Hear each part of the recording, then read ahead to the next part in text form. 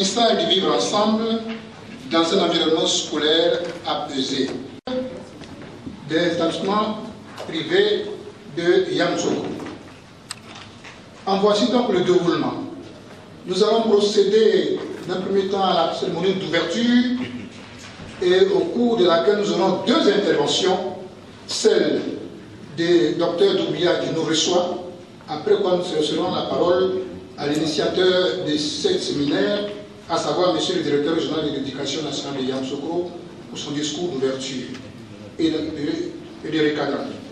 Ceci dit, nous allons inviter aussitôt Madame Dr Doumbia Djeneba, représentant Monsieur le secrétaire général de la Fondation Félix Houphouët-Boigny pour la recherche de la paix, pour son allocution de bienvenue. Aidez-moi donc à l'accueillir à ce pupitre. Abdoulaye Diako, directeur régional de l'éducation nationale, Monsieur le colonel Ouassédan Jean Hubert, commandant de l'école des forces armées de Samakro, le capitaine Goué, représentant le commandant de la garde républicaine, mesdames et messieurs les inspecteurs généraux, mesdames et messieurs les IEP, c'est ça, hein? Mesdames et messieurs les chefs d'établissement, mesdames et messieurs les directeurs des études, mesdames et messieurs en vos rangs, grades et qualités. Avant toute chose, j'aimerais vous dire à quel point nous sommes ravis de vous accueillir aujourd'hui et de vous souhaiter une très cordiale bienvenue dans les locaux de la Fondation Félix Houphouët-Boigny pour la recherche de la paix. Votre présence ici nous honore parce que la Fondation, depuis de nombreuses années, travaille en direction du monde scolaire et universitaire pour la promotion de la culture de la paix. En apportant notre appui à ce séminaire de formation, nous croyons fermement que le programme que vous allez suivre renforcera davantage vos compétences et créera au sein de vos structures respectives une masse critique d'expertise et d'expérience avérée dans le domaine du civisme et de l'engagement pour une école de qualité telle que préconisée par le ministère de l'Éducation nationale, de l'enseignement technique et de la formation professionnelle à la rentrée scolaire 2017-2018. Pour se donner les moyens de réaliser cet objectif qui contribuerait à l'éveil des consciences, la Direction régionale de l'éducation nationale de Yamoussoukro, en partenariat avec la Fondation Félix Houphouët-Boigny pour la recherche de la paix, organise le présent séminaire sur les thèmes civisme, citoyenneté et apprentissage du vivre ensemble dans un environnement scolaire apaisé. Par cette formation, il s'agit de faire acquérir au personnel de l'éducation des connaissances, des valeurs et des aptitudes permettant de former et de former tous les acteurs de l'école aux notions de civisme, de citoyenneté et de culture de la paix, ce qui leur permettrait de créer un autre cadre de vie et de travail et d'améliorer le climat scolaire et le vivre ensemble. L'on pourrait s'inscrire dans une pédagogie de la réussite au bénéfice des élèves, dans la perspective d'une réussite humaine où tout le personnel de l'éducation pourrait mettre en œuvre son potentiel au service d'une école de qualité porteuse de paix. Promouvoir le civisme, la citoyenneté et la culture de la paix à l'école, c'est créer les conditions du vivre ensemble. L'éducation au civisme et à la citoyenneté est une composante de l'éducation à la culture de la paix. Elle est la composante qui initie les apprenants aux règles de vie commune et au respect des règles qui régissent le fonctionnement des institutions, tant au niveau local, national qu'au niveau international. Elle est essentiellement liée au droit. En conséquence, elle amène les apprenants à agir et à mettre en œuvre leur liberté dans le cadre défini par la loi. Nous constatons tous que l'éducation au civisme et à la citoyenneté vient jouer un grand rôle dans l'élaboration d'une culture de la paix, dans la mesure où cette éducation transmet aussi aux apprenants des compétences permettant de défendre et de promouvoir les valeurs démocratiques et les droits de la personne, aussi bien à l'intérieur de l'école que dans la société. Le chef de structure éducative doit être capable d'investir sa marge d'action et d'initiative afin d'impulser au sein de son équipe des démarches innovantes pour accompagner les projets pédagogiques et éducatifs. L'école amène, par des expériences variées, les élèves à une pratique citoyenne. Elle œuvre à la promotion de la conscience citoyenne, de l'éthique et de la responsabilité individuelle et collective. Il convient alors de protéger et de promouvoir les valeurs démocratiques. Plus qu'une affaire d'enseigner des contenus nouveaux, ce sont des attitudes nouvelles qu'il faut enseigner. Il s'agit d'enseigner, de former ou mieux d'éduquer les enfants et les adultes au civisme et à la citoyenneté, à la culture de la paix et de la non-violence, pour les amener à apprendre à vivre ensemble pacifiquement et à résoudre les conflits de manière non violente. L'apprenant est perçu d'emblée comme un partenaire à part entière et traité comme tel. Tout enfant naît citoyen, mais la citoyenneté se construit par l'action. Au plan de l'apprentissage, il y a un auteur canadien qui dit « C'est en citoyennant qu'on devient citoyen ». Comment atteindre l'excellence à l'école en enseignant autrement et en apprenant autrement? Nul n'est né excellent. Aussi, nul n'attend d'une école qu'elle ne fabrique que des super champions ou savants. C'est dire que la formation scolaire donne au mieux les qualifications requises pour s'engager dans la vie sociale. Un élève excellent est un élève qui fait bien son travail dans les diverses disciplines qu'on lui enseigne et qui obtient de bonnes notes. Un élève excellent, c'est aussi l'élève citoyen qui a appris la démocratie et qui connaît ses droits et ses devoirs. L'excellence scolaire suppose donc l'acquisition de compétences générales, citoyennes et transposables. Je voudrais terminer mon propos par une citation tirée de la Revue internationale d'éducation de CERN, portant sur l'élève futur citoyen et qui dit ceci. L'école a pour mission de transmettre et de construire des savoirs, mais elle a également pour objectif de préparer l'adulte de demain à vivre en société, à vivre dans sa société. Outre l'apprentissage de savoir, on demande aussi à l'élève de transmettre des valeurs et des normes de comportement, de créer du lien social et de former des citoyens. Je vous souhaite un bon séminaire. Je vous remercie. Soufouette-Boigny pour la recherche de la paix. Représentant Monsieur le secrétaire général de la Fondation Félix Soufouette-Boigny. Colonel Jean-Hubert Ouasséna, commandant de l'école des forces armées de Zambakro.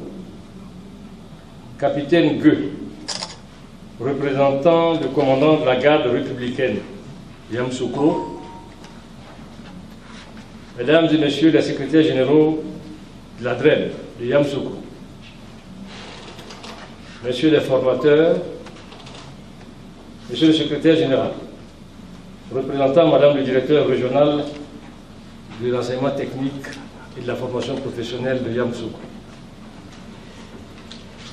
Monsieur le représentant de Monsieur le chef de l'antenne de la pédagogie et de la formation continue, Monsieur le directeur du CIO, Centre d'information et d'orientation, Mesdames et Messieurs les inspecteurs de l'enseignement préscolaire et primaire, chefs de circonscription, Mesdames et Messieurs les chefs d'établissement, Mesdames et Messieurs les directeurs des études, chers amis de la presse, honorables invités, Mesdames et Messieurs, en vos titres, grades et qualités, tout protocole respecté. À l'occasion de la cérémonie d'ouverture du séminaire de formation des chefs de structure de la DREN de Yamoussoukro, me vaut le plaisir de vous saluer avec déférence et de vous souhaiter la bienvenue dans ce somptueux édifice ô combien chargé de symboles. Mesdames et Messieurs, distingués d'autorités, honorables invités, tout en me réjouissant de l'entente cordiale qui fédère ici, tant de bonne volonté pour le plus grand bien de notre œuvre scolaire, je voudrais vous dire combien nous sommes honorés par l'empressement que vous avez bien voulu mettre à répondre une fois encore à notre invitation. Votre mobilisation de ce matin, tout en témoignant de l'intérêt que vous portez à l'école, est pour nous à la fois un vif plaisir et un précieux encouragement, et ce, c'est peu dire que d'affirmer qu'avoir une telle mobilisation, nous nous sentons enflammés d'une ardeur nouvelle pour hisser encore plus haut le flambeau de l'école de la direction régionale de Yamoussoukro. Je voudrais tout particulièrement dire merci, grand merci à Madame Doumbia. Madame Doumbia qui m'a précédé tout à l'heure à cette tribune. Madame Doumbia, directeur du département de la recherche de la paix dans cette fondation.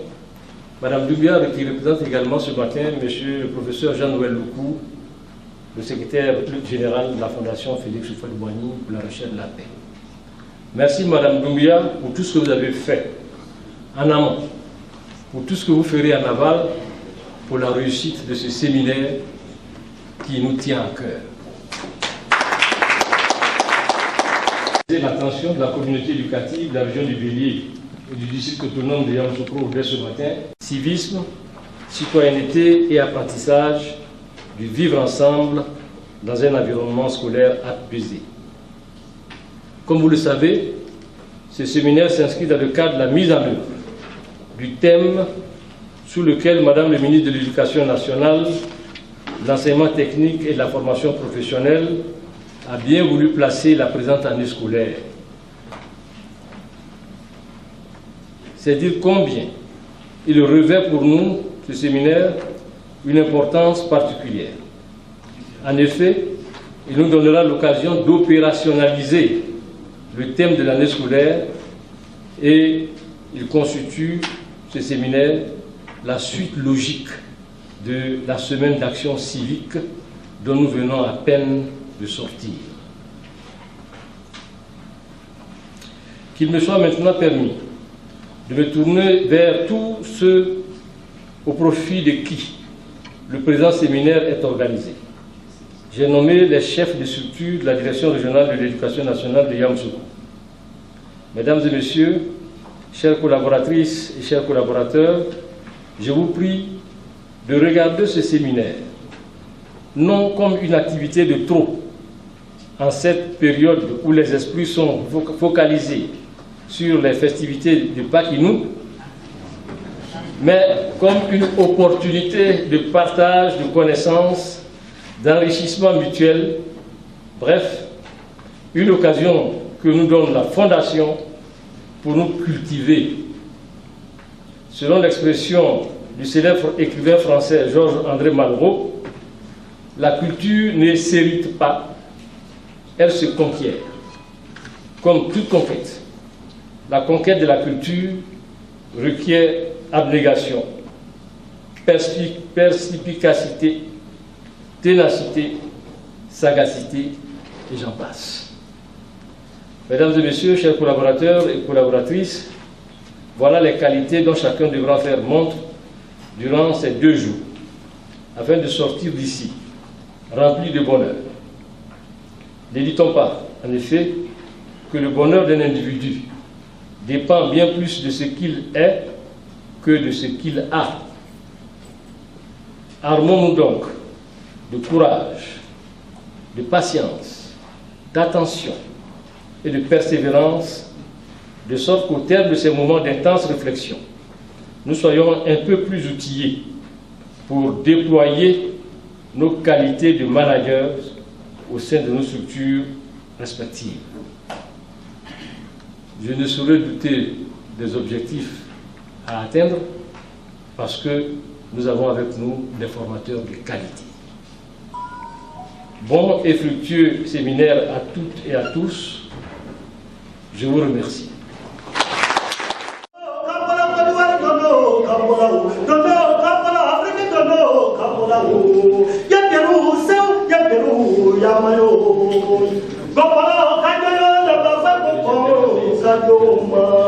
Et l'école est malade. L'école de matière natale est malade. L'incivisme, l'irrespect, la violence. Oh, que dis-je? Qui chante pour réveiller et susciter le changement positif de comportement, mesdames et messieurs. J'ai reçu le pouvoir de la parole de Gopala de Coq. Le coq l'a reçu de Goliath le cafard. Le cafard l'a reçu de Cabernet le criquet. Le criquet l'a reçu de Caclé le margouillat. Le margouillat l'a reçu de Nablé sa grand-mère. Nablé l'a reçu d'Adam et Ève. Adam et Ève l'ont reçu de Dieu le Créateur. Au commencement était la parole.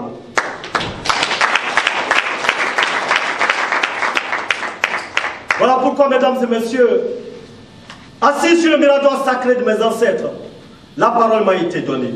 On ne donne pas la parole à qui la veut. On la donne à celui qui connaît sa valeur.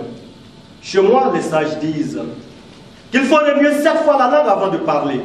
Mais les maîtres de la parole disent qu'il faut tutoyer la parole. Il faut la malaxer, il faut la caresser, il faut la palper jusqu'à toucher le point le plus sensible de celui qui vous écoute. Mesdames et messieurs, quand le doigt est blessé, l'œil le soutient en pleurant. Et quand l'œil pleure, le doigt le soutient en nettoyant, en coulant des larmes. Alors, quand les larmes coulent, le doigt nettoie les larmes. Et quand le doigt est blessé, l'œil soutient en pleurant. La solidarité, une valeur essentielle et cartésienne de notre éducation, mesdames et messieurs.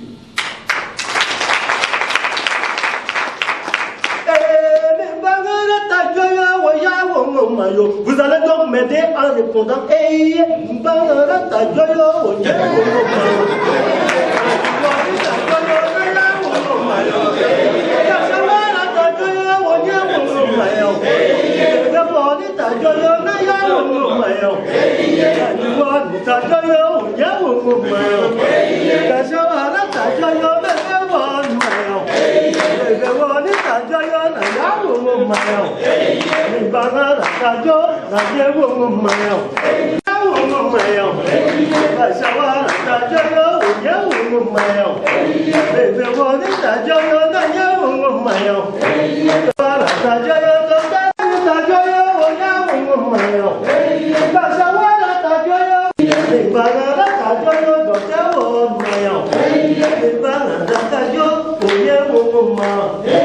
Quand la tête est là, le genou ne porte pas le chapeau.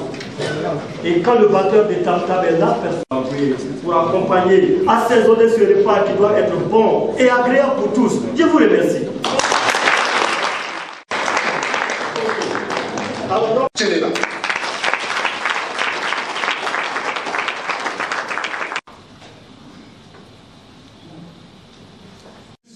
Que la génération d'aujourd'hui est ce qu'elle est. Mais si c'est nous qui devons nous adapter à la génération d'aujourd'hui, je crains que le prochain gouffre soit celui qui nous enterre. Est-ce que s'adapter signifie ici renoncer? Parce que s'adapter, c'est une certaine aliénation. Est-ce que s'adapter aujourd'hui à la génération que nous avons suppose ou bien sous-tend que nous renoncions à ce qui a fait de nous ce que nous sommes aujourd'hui? Je m'interroge. Et finalement, on oublie l'enseignant. Oui. Un enfant qui est en classe, le professeur dispense son cours et qui perturbe le cours du professeur. Alors qu'est-ce qu'on fait? On doit toujours protéger l'enfant? La démocratie. Il perturbe. Donc il bouge. Je reste dans cette digeste. Il perturbe, il bouge. Il taquine ses camarades, il parle. Il est trop plein d'énergie. Mais nous, notre plein d'énergie a été... Nous reproduisons ce que nous avons appris. Mais en même temps, il y a quelque part un grand espoir. Parce que nous, les mal éduqués, nous pouvons penser quelque chose de meilleur pour les générations à venir. C'est là que se situe l'action présente. Vous voyez, on n'est pas obligé de donner l'éducation à 100% de ce que nous avons reçu. Nous-mêmes, nous n'accepterions pas. On n'accepterait pas que nous avons soit chicoté sans comme ça, pour rien. Vous voyez, il y avait des séances de chicote. Oui, il décide aujourd'hui qu'il va chicoter les enfants, il vient, il chicote tout le monde. Dans la mondialisation, nous sommes obligés d'enseigner autrement. Vous voyez, enseigner autrement, ça veut dire aussi apprendre autrement. Il y a tout un dispositif qu'on va mettre, comment dirais-je, pour accompagner l'enfant. Par exemple, vous avez parlé de l'enfance en difficulté, qu'il faut adapter le niveau de l'enfant. On a mis en place le tutorat existe dans les lycées, ça existe à l'université. Les apprenants qui ont des difficultés, Il y a des tuteurs pour les accompagner. S'ils ont du mal à faire la recherche du documentaire, s'ils ont du mal à apprendre telle ou telle chose, il y a des étudiants avancés qui vont les aider justement à avoir ces méthodes de travail, de recherche et tout ça. Vous voyez, c'est-à-dire que l'enfant n'est plus abandonné à lui-même. Oui, il peut patauger comme ça et c'est par hasard qu'il va comprendre ce qu'on enseigne. Alors qu'aujourd'hui, tout est clair. On l'accompagne, on l'aide à construire son parcours. Tout est mis à sa disposition. On dit que l'enfant est au centre du système. Mais s'il est au centre du système, il est sujet de droits. Ces droits doivent être respectés. Oui, madame, docteur, enseigner autrement. Il faut faire autrement. Le autrement ne me gêne pas du tout. Mais le autrement doit être fondé.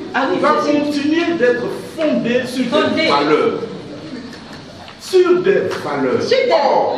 Or, ce qui fait le problème aujourd'hui, c'est que l'application de ces valeurs fondamentales est en général, j'allais dire, sujette à polémique. Je vais donner un cas simple pour dire que c'est à tous les niveaux. J'ai commencé au privé. J'étais dans ma classe quand une jeune élève est arrivée après moi. J'avais déjà institué qu'on ne rentrait pas après moi. Elle rentre après moi. Et elle rentre dans une tenue vraiment qui ne donne pas bien à réfléchir. Ça peut être un cynisme. Ok. Je la fais sortir de ma classe. Les minutes qui suivent, je reçois une convocation de mon directeur des études. Après lui, on se retrouve au bureau du fondateur qui me dit, devant le parent, sinon la mère de l'enfant, Monsieur Tona, ici nous sommes dans un établissement privé, c'est la somme de tout ça qui nous permet de vous payer, ainsi de suite, ainsi de suite. J'avais mon morceau de craie en main. Et je termine là, j'avais mon morceau de craie en main. J'ai dit, monsieur le fondateur, symboliquement, ce qui me lie à vous, c'est ça. Le bâton de craie. Je l'ai déposé, je ne vous demande rien. Rien d'autre que de me permettre de sortir de votre bureau et aller chez moi. Je vous dis que, à cause de ce bout de phrase, à cause de cette petite phrase, le monsieur a eu la tête entre les mains quand il a appris que je rentrais à l'INS. Très bien. Mais c'est tout ça. Je ne voulais pas faire trop de mal. Le DCOD vous dit que quand le colonel dit qu'on doit s'adapter, ça ne veut pas dire qu'on doit tout accepter. Mais moi, le constat que j'ai fait avec la dernière semaine, j'ai vraiment beaucoup appris. C'est qu'on a quelquefois un problème quand on aborde les enfants. Et j'ai constaté que la meilleure façon de les atteindre, c'est de les rapprocher. J'ai profité de cette semaine pour organiser une marche. Et j'ai marché avec tous mes élèves et mon personnel. Et je me suis rendu compte que les enfants se sont sentis, j'allais dire, importants. Ils ont marché avec leurs profs, avec le proviseur, avec les censeurs, avec les cuisiniers, avec tout le monde. Et ceux-là, demain, comme il y a une certaine intimité entre Griffes qui est née, ils auront peur de la perdre. Ceux-là, tu peux leur dire tout ce que tu veux pour les ramener. Donc c'est la façon dont on les aborde, souvent trop en chef, qui les rebute. C'est mon avis. C'est appliquer, c'est faire correspondre. Voilà le principe. Nous avons été élevés dans un certain monde. À notre époque, il n'y avait pas le téléphone. Il n'y avait pas le portable. Vous demandez aujourd'hui, si vous présentez à certains de nos enfants les téléphones ou un remueur comme ça, les téléphones avec caméra ou ils vont vous poser des questions parce qu'eux, ils ne connaissent que le digital. Donc c'est à nous de nous adapter. C'est à nous, si on veut apprendre quelque chose à nos enfants, il faut que nous-mêmes on se forme et qu'on soit au-dessus de ce qu'eux ils savent. Mais nous tous, quand on est en face d'un ordinateur, en face d'un portable, nos enfants nous dominent. On est là. Ouais. On est là.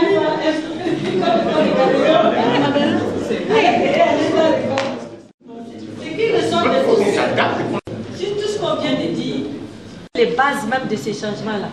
Et on voudrait que les enseignants soient efficaces alors qu'ils ne se sont pas appropriés même des fondements théoriques. Et voilà, c'est ça qui est la difficulté. Et cette difficulté, on la trouve même au niveau de l'enseignement supérieur, le système LMD. Ils ne savent même pas que le système LMD s'adosse à l'approche par compétence, qui est appliquée au niveau du secondaire. Mais au niveau de l'université, personne ne sait. Et pourtant, pour que la réforme ait un sens, il faut l'adosser à l'approche par compétence. Et d'ailleurs, on parle d'évaluer les compétences. Donc c'est pour dire que tous les changements doivent être expliqués. Si on le fait, mais les enseignants sont des intellectuels, on sera performant, on peut reproduire bien ce qu'on a compris. Vous voyez? Donc je pense qu'il faut avoir le souci d'expliquer le pourquoi des choses et le comment. Et à ce moment-là, tout peut aller. Sinon, on est dans un monde mouvant, le monde de l'éducation. Vous voyez, ça change parce que la société évolue, tout va vite. On a fait l'expérience. L'expérience pilote, si c'est bon, on va progressivement l'adapter aux autres. Mais il y a une petite réponse, c'est que quand j'apprends par exemple un enseignant qui dit leur APC là, je ne le ferai jamais. C'est parce qu'il n'a pas compris. Il n'a pas compris. Qu'est-ce qu'il faut? Comment on va faire? Il faut d'abord une volonté d'ouverture qui te permettra d'appréhender et de comprendre. Mais si la personne ne veut pas, il y a ce problème-là aussi. Il faut que cette conférence qu'on est en train de faire ici, il faudra la faire aussi au niveau des enseignants. Tous les publics sont concernés. Tous les publics. Je parle, nous on est les chefs d'établissement, les chefs de Il faut les enseignants, voilà. Même les élèves aussi. C'est ça.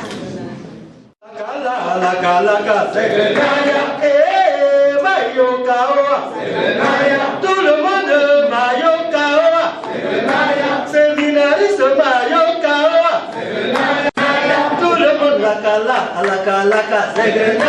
tout le monde la kala,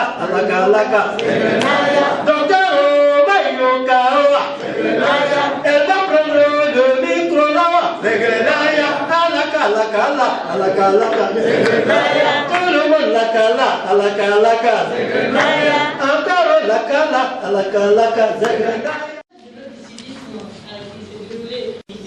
au service d'une même nation, les mêmes valeurs avec quelqu'un, eh bien, je pense que c'est dans une véritable guerre économique de l'individualisme. Pour être du côté des gagnants ou de bons ingénieurs, nous devons, faudrait-il y retourner.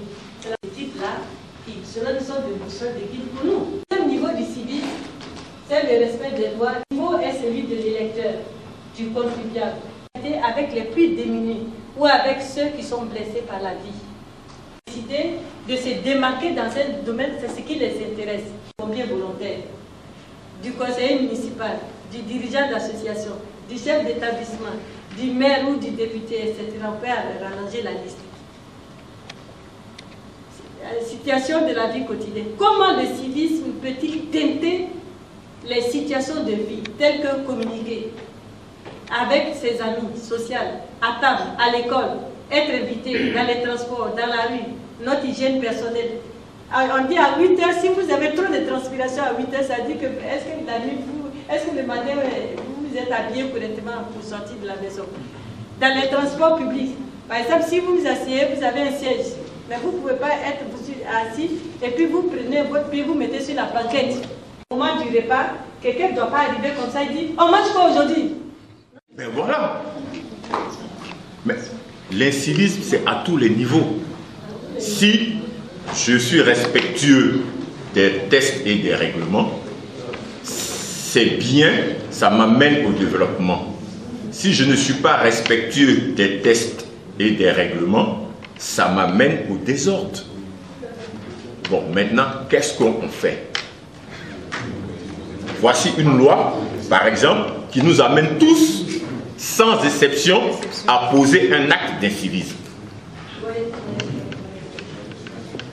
Tous les jours. Oui. Exorbitantes. Je crois que le législateur a voulu recadrer pour dire qu'on doit respecter nos traditions, nos valeurs. Il faut trouver des sommes modérées. On ne peut pas faire un mariage traditionnel sans dot. Actuellement, on le fait, mais avec des sommes symboliques. Non. Selon les régions. Non. Ça, selon c'est les notre régions. interprétation à nous. Selon les régions. Pour pouvoir justifier la non-application de cette loi. Ignorer la loi. Bon, donc, on est confronté à une situation où nous-mêmes, parents, enfants, nous posons des actes d'incivisme. Tous les jours que Dieu fait.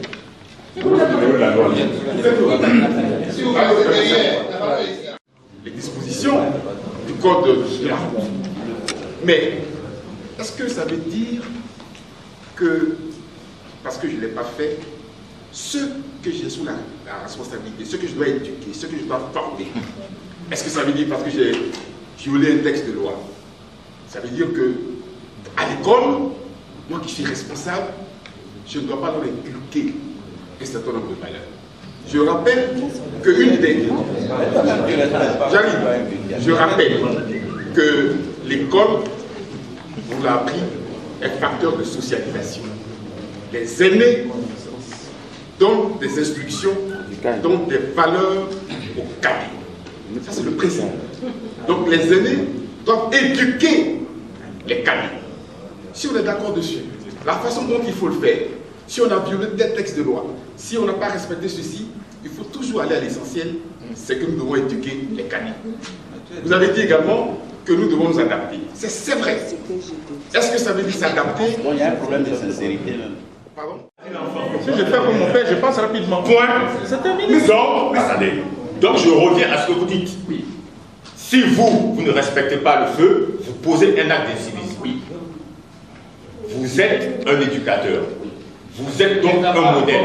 Oui. Donc, vous devez vous donner le modèle en respectant les lois. Oui. Nos enfants ne font que nous copier. Ils font du mimétisme. L'exemplarité. Ils font du mimétisme. On doit être le modèle, on doit être l'exemple. C'est pour ça que, quand vous voyez avant, la tenue était exigée, la tenue correcte était exigée, on l'a vu tout à l'heure. Et donc, tous nos éducateurs, à l'époque, s'habillaient comme ça. Mais aujourd'hui, nos éducateurs ne portaient pas des jeans. Ils ne portaient pas des jeans, ils étaient soit en saharienne, en tout cas, ils étaient bien mis. Mais aujourd'hui, on porte des jeans déchirés et on va dispenser les cours. Quand nos élèves vont faire ça, on va se plaindre. Pourquoi? Pourquoi? Je vais plus loin. Je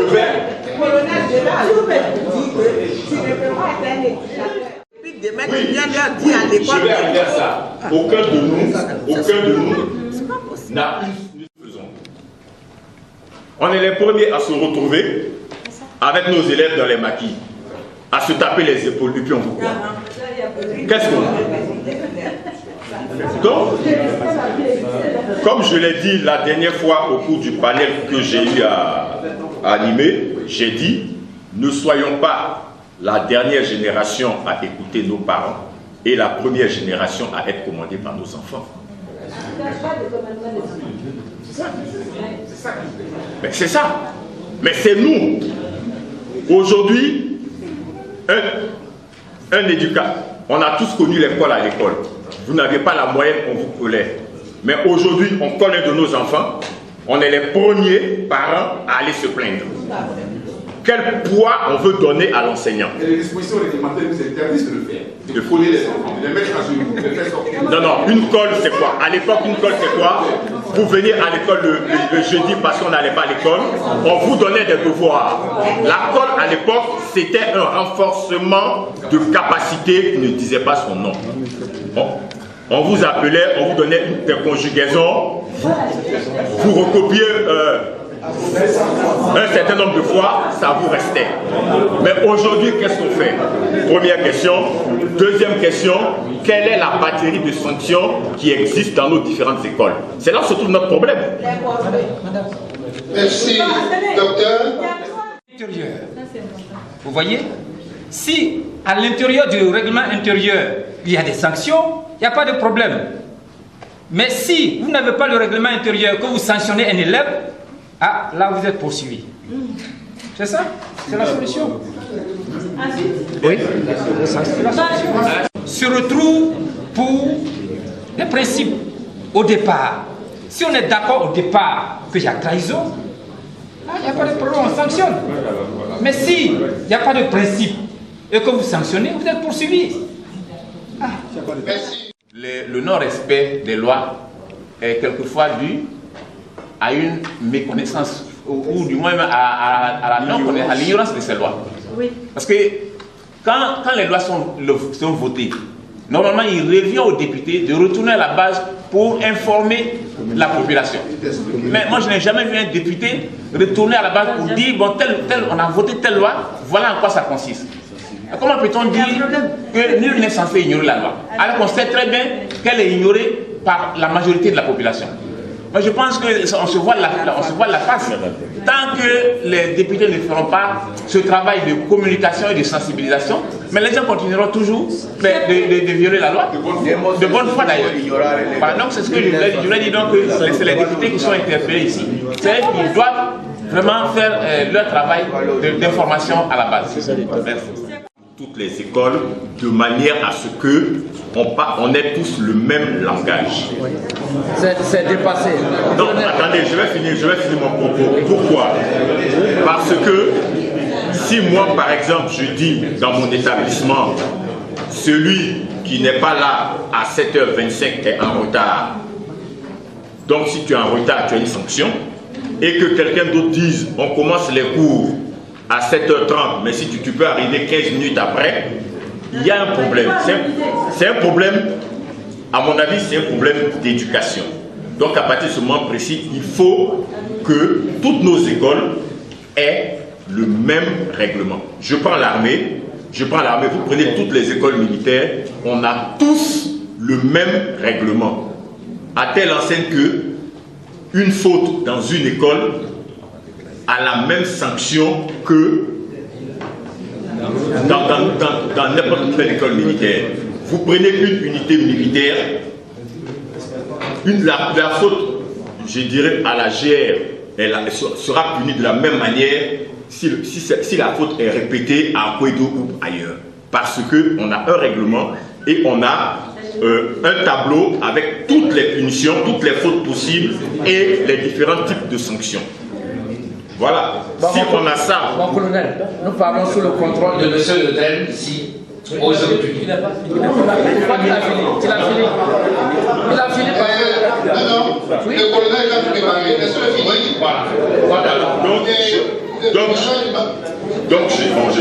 Donc je disais, il faut que tous nos établissements, qu'ils soient publics ou privés, qu'on ait un catalogue qui va répertorier les mêmes fautes et qu'on ait les mêmes sanctions. De manière à ce que quand l'élève est inscrit, qu'il ait le règlement intérieur avec les différentes punitions conformément aux fautes qui seront commises.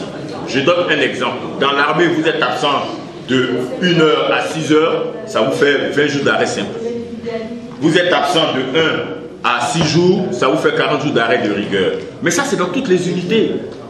Donc, je pense que l'école devrait pouvoir faire pareil. Parce que sinon, vous prenez Sainte-Marie, qui a son règlement, qui est un peu semblable à celui de Mami Adjoa, mais en dehors de ça, toutes les autres écoles, ce n'est pas ça. Toutes les autres écoles, chacun fait ce qu'il veut. Vous prenez ça. Donc quand je dis chacun fait ce qu'il veut, exemple, Sainte-Marie et Mami Adjoa, ils ont les cheveux courts, mais dans les autres écoles, ils ont les cheveux courts, les cheveux coulants, il y a un code vestimentaire. Mais dans les autres écoles, qu'est-ce qu'on a? C'est un problème. Oui. qui sont communs aux établissements. Mais chaque établissement a sa particularité. Quand vous prenez Sainte-Marie, ou bien Mami Adjoa, ou bien le scientifique, où vous avez la majorité des élèves qui sont à l'internat. Alors, quand vous sanctionnez un élève de cet établissement qui vient en retard, vous ne pouvez pas le sanctionner de la même façon qu'un élève du lycée mixte qui habite à 5 km de l'école. Ça, c'est pas possible. Donc, mais, par exemple, quand on dit vous avez fraudé, ça, la sanction peut être commune à tous les établissements. Mais pour ce qui concerne le retard, peut-être la tenue vestimentaire ou la coiffure. La coiffure, vous avez pris l'exemple de la coiffure. Mais vous ne pouvez pas demander à un établissement privé d'exiger de ses élèves de se coiffer tous. Mais il va les mettre tous à la coiffure. Pourquoi pas? Ah non, mais vous savez très bien. Mais simplement